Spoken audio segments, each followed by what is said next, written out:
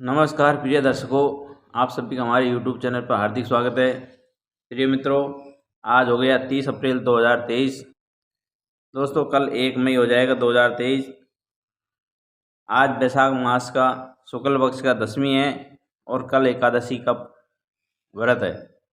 दोस्तों, कल आने वाली एकादशी का नाम मोहिनी एकादशी है। तो आज मैं आपको बताने जा रहा हूँ इसी एकादशी का नाम। मोहिनी एकादशी का व्रत कथा कैसे किया जाता है। यदि किसी आदमी को सभी एकादशियों के व्रत का पारण करना हो तो इस एकादशी को सबसे उत्तम बताया गया है, क्योंकि इसमें स्वयं भगवान नारायण मोहिनी रूप लेकर के आए थे। दोस्तों, जब आपने सुना होगा समुद्र मंथन हुआ था तो भगवान विष्णु ने स्वयं प्रकट आकर के जो अमृत था उसका बंटवारे के लिए स्वयं आना पड़ा, क्योंकि देवता और दानव लगातार लड़ते जा रहे थे। तो स्वयं भगवान विष्णु को मोहिनी रूप का अवतार लेना पड़ा था। तो दोस्तों, वही आज मैं आपको मोहिनी एकादशी का व्रत कथा सुनाने जा रहा हूँ। जो भी दर्शक मित्रगण नए हो, चैनल को सब्सक्राइब कर ले और बेल आइकन को प्रेस कर ले। तो दोस्तों, अब मैं शुरू करता हूँ। कल 1 मई 2023 सोमवार को वैशाख मास की शुक्ल पक्ष की एकादशी है। इस एकादशी का नाम मोहिनी एकादशी है। दोस्तों, एक बार अर्जुन ने संयम और श्रद्धा से युक्त कथा को सुनकर श्री कृष्ण से कहा, हे मधुसूदन, वैशाख मास की शुक्ल पक्षी एकादशी का नाम क्या है और उसके उपवास करने का क्या विधान है। कृपा करके आप मुझे विधान पूर्वक विस्तार पूर्वक बताएंगे। श्री कृष्ण ने कहा, हे अर्जुन, मैं एक पुरानी कथा सुनाता हूँ जिसे महर्षि वशिष्ठ जी ने रामचंद्र जी से कहा था। उसे मैं तुमसे कहता हूँ, ध्यानपूर्वक श्रवण करना। एक बार की बात है, श्री राम जी ने महर्षि वशिष्ठ जी से कहा था, हे गुरुश्रेष्ठ, मैंने जनक नंदिनी सीता जी के वियोग में बहुत कष्ट भोगे हैं, अतः मेरे कष्टों का नाश किस प्रकार होगा। आप मुझे कोई ऐसा व्रत बताने की कृपा करें जिससे मेरे सभी पाप कष्ट नष्ट हो जाए। महर्षि वशिष्ठ ने कहा, हे श्री राम जी, आपने बहुत ही उत्तम प्रश्न किया है। आपकी बुद्धि अत्यंत कुशाग्र और पवित्र है। आपके नाम के स्मरण मात्र से ही मनुष्य पवित्र हो जाता है। आपने लोक हित में यह बहुत बड़ा उत्तम प्रश्न किया है। मैं आपको एक एकादशी का व्रत का माहात्म्य सुनाता हूँ। वैशाख मास की शुक्ल पक्षी एकादशी का नाम मोहिनी एकादशी है। इस व्रत कथा को उपवास को करने से मनुष्य के सभी पाप और क्लेश नष्ट हो जाते हैं। इस उपवास के प्रभाव से मनुष्य मोह के जाल से मुक्त हो जाता है। अतः हे राम, दुखी मनुष्य को इस एकादशी का व्रत अवश्य करना चाहिए। इस व्रत के करने से मनुष्य के सभी पाप नष्ट हो जाते हैं। अब आप इसकी कथा को श्रद्धापूर्वक सुनिए। प्राचीन समय में सरस्वती नदी के किनारे भद्रावती नाम की एक नगरी बसती थी। उस नगरी में द्युतिमान नाम का राजा राज्य किया करता था। उसी नगरी में एक वैश्य रहता था जो धन धान्य से पूर्ण था। उसका नाम धनपाल था। वह अत्यंत धर्मात्मा और नारायण भक्त था।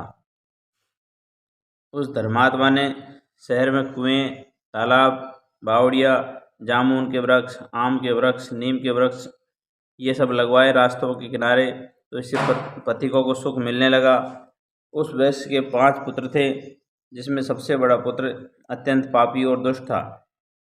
वह वेश्याओं के साथ गमन करता, दुष्टों की संगति करता।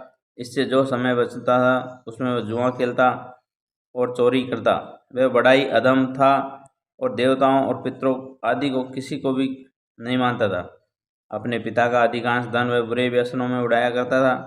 मांस का भक्षण करता था। जब काफ़ी समझाने बुझाने के बाद भी वह सीधे रास्ते पर नहीं आया तो दुखी होकर उसके पिता और भाइयों ने, कुटुंबियों ने उसे घर से निकाल दिया और उसकी निंदा करने लगे। घर से निकालने के बाद वह अपने आभूषणों और वस्त्रों को बेच करके अपना गुजारा करने लगा। धन नष्ट हो जाने पर वेश्याओं तथा उसके दुष्ट साथियों ने उसको छोड़ दिया। दोस्तों, ये संसार ऐसा ही है, जब तक किसी के पीछे कुछ मिलने की आशा रहती है तब तक उसके सब लोग चिपके रहते हैं। जैसे गुड़ के मक्खियाँ चिपकी रहती है और मिठास खत्म होते ही जिस प्रकार से मरे जानवर के शरीर से जुआ और ये लीक वगैरह, जोक वगैरह छोड़ के चले जाते हैं, उसी प्रकार से इस जो ये जो वणिक पुत्र है, वैश्य का पुत्र है, अब इसके पास कुछ भी रहा नहीं देने के लिए, खाने के लिए। तो इसके सारे संग यार मित्र जो थे, वैश्य वगैरह, सब इसको छोड़ करके धक्का देकर भगा देते हैं। अब दोस्तों इसके पास कुछ नहीं रहा तो भूख प्यास से तड़पता हुआ चोरी करने का विचार करता है और रात्रि को चोरी करने के लिए निकल जाता है अपना पेट पालने के लिए। एक दिन वह पकड़ा गया चोरी करते हुए, तो सिपाहियों ने उसे वैश्य का पुत्र जान करके, भला आदमी जान करके छोड़ दिया। कुछ दिन बाद वो दोबारा फिर चोरी करता पकड़ा गया, तो सिपाहियों ने उसका कोई लिहाज नहीं किया और अब की बार उसको राजा के सामने पेश किया। दोस्तों राजा ने उसको कारागार में डालने की सज़ा सुना दी और कारागार में राजा के आदेश के बाद उसको बहुत कष्ट दिए।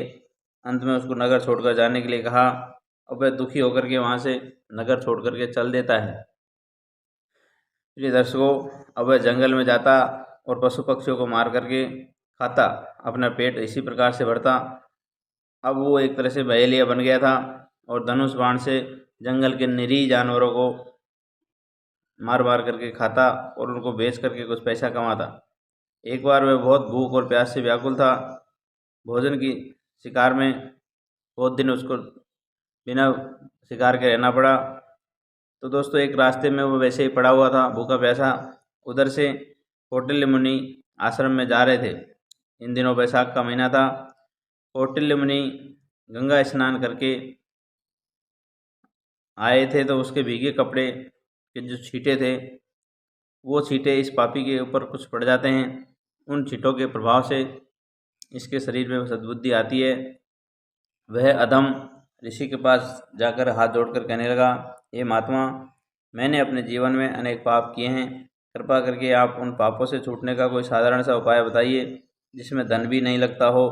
ऐसा कोई उपाय, सरल उपाय बताइए। ऋषि ने कहा, तू ध्यान देकर सुन। वैशाख मास के शुक्ल पक्ष की एकादशी का व्रत कर। इसी एकादशी का नाम मोहिनी एकादशी है। इसका उपवास करने से तेरे सभी पाप नष्ट हो जाएंगे। ऋषि के वचनों को सुनकर वह बहुत प्रसन्न हुआ। ऋषि ने उस व्रत की विधि बताई।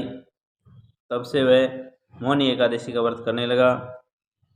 हे श्री राम, इस व्रत के प्रभाव से उसके सभी पाप नष्ट हो गए और अंत में वह गरुड़ पर सवार होकर के विष्णु लोक को चला जाता है। संसार में इस व्रत से उत्तम कोई दूसरा व्रत नहीं। इसका महात्म्य श्रवण और पठन से जो पुण्य लाभ मिलता है, वह पुण्य 1000 गोदान के बराबर होता है। अब दोस्तों इस कथा का सार क्या है? प्राणी को सदैव संतों का संग करना चाहिए, मतलब अच्छी आदतों की संगति करनी चाहिए और अच्छे सद्पुरुषों का फॉलो करना चाहिए, शरण में जाना चाहिए। संतों की संगत से मनुष्य को न केवल सद्बुद्धि प्राप्त होती है, अपितु उसके जीवन का कल्याण भी होता है। पापियों की संगत प्राणी को नरक में ले जाती है। तो दोस्तों ये एकादशी का व्रत था। इसको आशा करते हैं कि आप दोस्तों एकादशी के व्रत में आपको फलाहारी व्रत रहना होता है और अन्न का दान करना होता है।